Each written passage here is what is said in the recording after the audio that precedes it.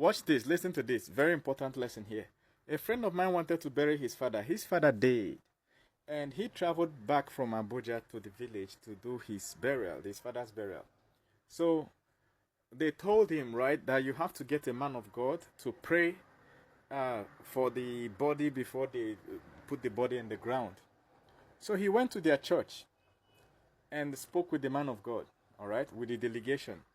And the man of God said, well, your father used to be a member of this church, but he has not paid his dues for the past 20 years. So they had to calculate, the man of God had to call the secretary, so they calculated the man's dues, church dues, for 20 years. This thing was running into 300,000 naira.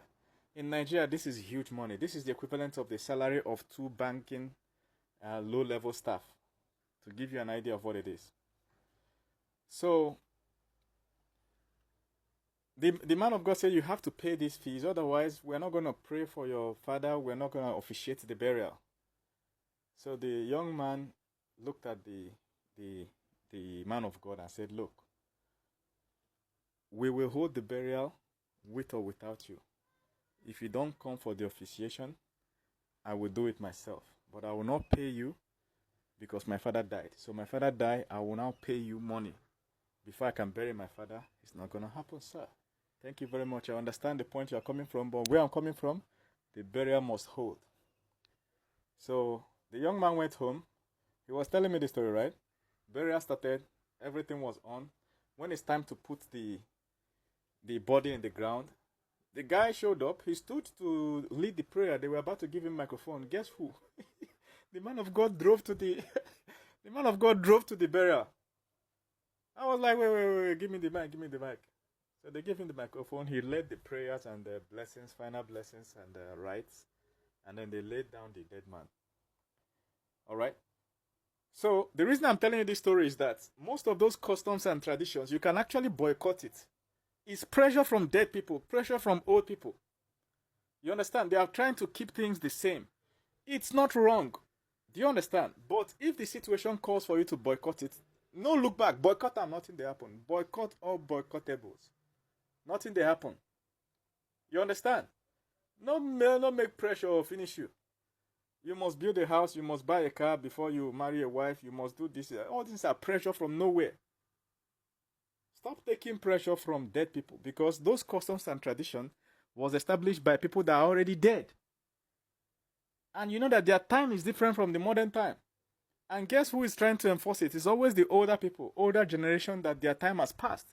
Some of them have less than 20 years before they sign out of the planet. They will be the one to force you. I have a friend that borrowed money from me. He reached out to me and said he's burying his father. He borrowed money from me. And I know this guy, so I sent him money, right?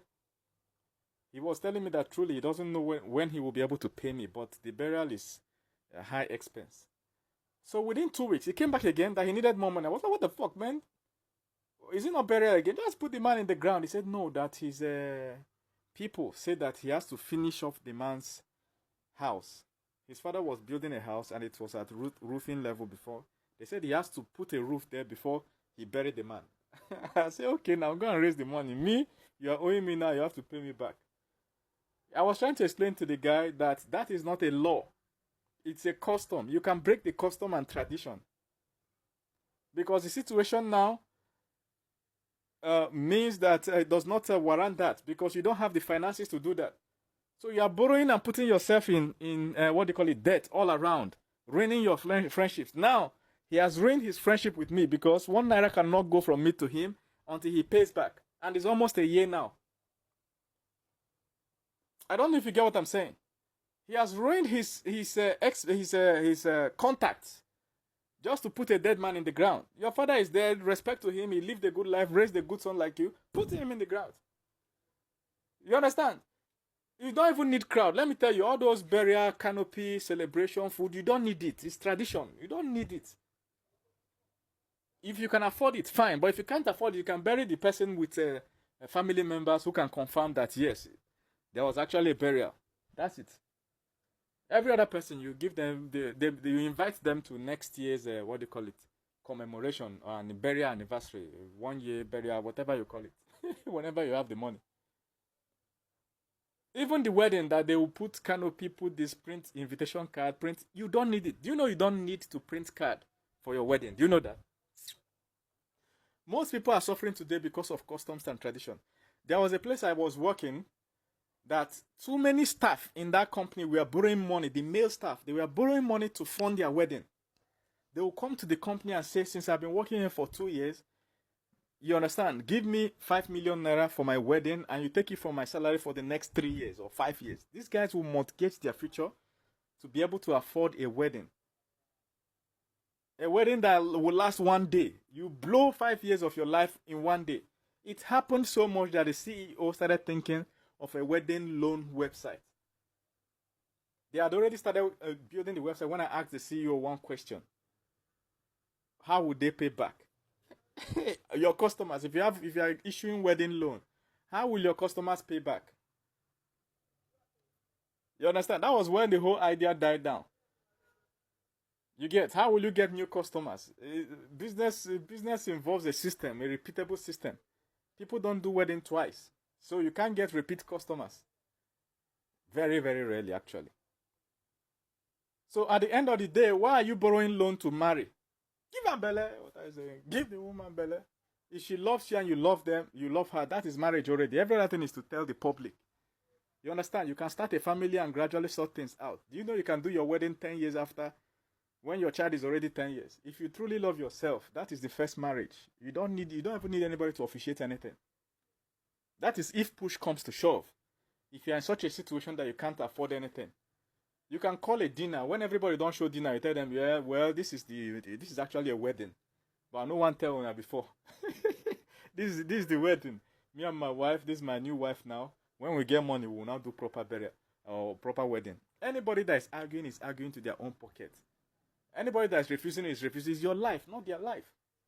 You understand? Anybody that is refusing to their own pocket, you are not there in their own wedding to tell them how they will run it. This is how you and your wife or your husband have agreed to run your wedding. You understand? Don't take pressure from anybody. Some people will do ashwebi. 30 people will do ashwebi.